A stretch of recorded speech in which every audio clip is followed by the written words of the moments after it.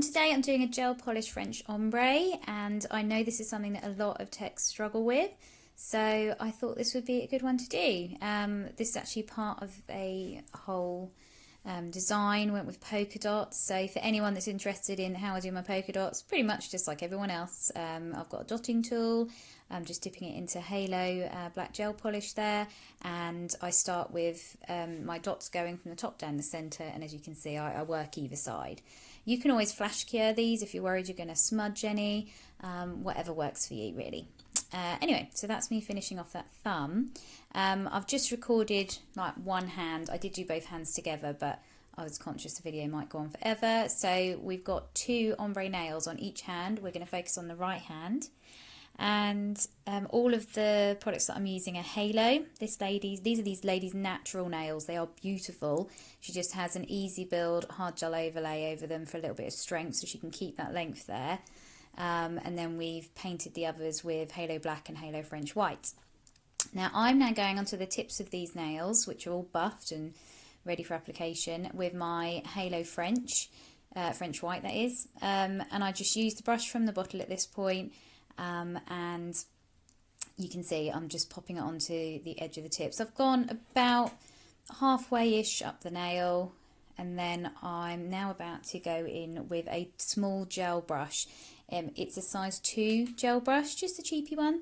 I am looking for other ones, to be honest, at the moment. These cheaper ones are great, but they do need replacing. I'd like one that I know, is going to last me a while longer. When I find one, I'll let you know. Anyway, so here I am. I'm just very gently, I'm not putting much pressure on that brush at all. I'm very gently scooping that gel polish up, and then it's gone into the lamp to cure, and I've just popped back to that other hand because I was finishing off that thumbnail with the polka dots on. Doesn't it look pretty? Okay, so we've popped the other hand into cure. That's had a full 30-second cure in a Halo lamp. I'm then going to go back in with my French white. I did used to alternate this.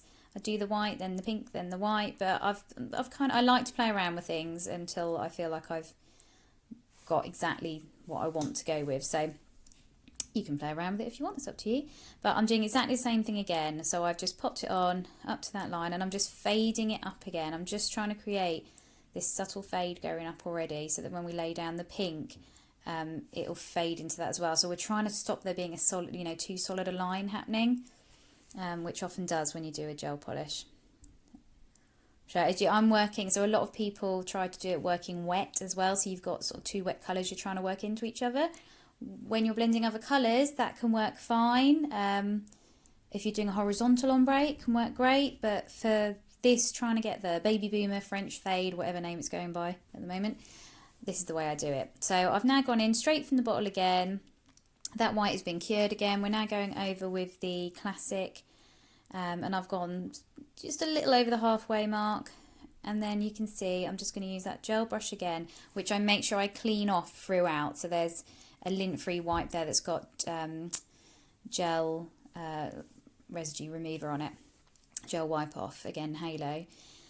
And I just wipe off the brush and make sure that it's dry, free of any dust or debris or anything, not too much product on it. If not, you're just going to end up with loads of brush marks and bobbles and things. So that went into cure really quickly, 30 seconds, and then we go back over again with the classic. So far we've done 2 French, just so you've got the proper coverage on the tip of that nail, and 2 classic. Classic is the pink that I like to use for ombre. You could use cashmere as well, that's probably a nice one to use, but classic is just my go-to. It's a really nice sort of natural colour and works really well under elise, which is what I go in with in a little bit. So again, I'm just using that brush to gently, I'm patting, I'm not stroking it down, I'm not pushing into it, I'm just trying to pat that colour and fade it. So there's hardly any product on that brush at all. I'm just trying to soften up that harsh line. Okay, so that's going to be going into cure in a minute. Once that goes in, I'll then be using Halo Elise, which is from their La Parisienne range, and it's a sheer colour, perfect for French nails. And as you can see, that's going on. It is super, super sheer. Now, this part really is up to you how many coats of this that you feel you need to do to get the right blend.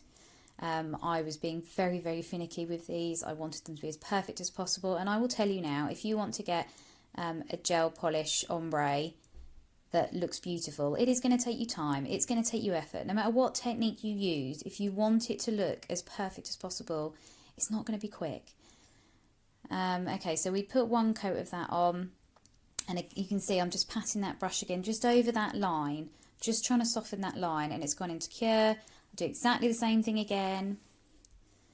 Bit repetitive, I know, but it all pays off. And I'm sneaking slightly lower down each time as well towards the tip.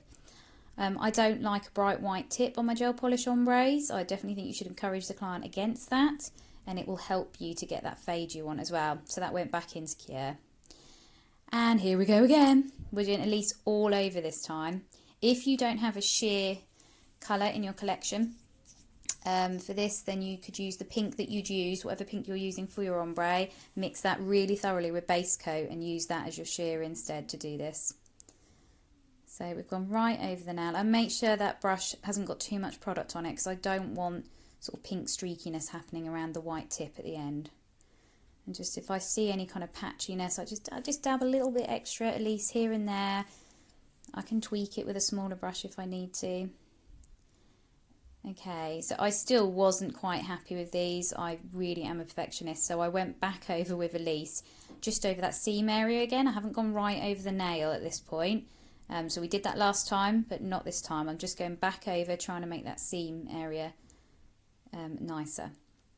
And it's gone back into cure. Each time I cure in between. And then we're going back over that nail again, which is just going to smooth everything out and give me the final effect that I want, really. So I haven't counted that. That looks like a lot of coats. These nails are not exceptionally thick. They're very thin coats. That just went back into cure. We decided to pop little dots, little black dots just on the top of those. That's quite sort of trending right now, just to have a single dot on a nail. And seeing as we had the polka dots on the others, I just wanted to tie the ombre in a bit more. So we cured those. And now I'm just going in with Halo non-wipe top coat, which is lovely and shiny. It's one of the best non-wipe top coats I've used. It's got a beautiful shine. I don't have to wipe it afterwards, which is great because I'm lazy. And there we go.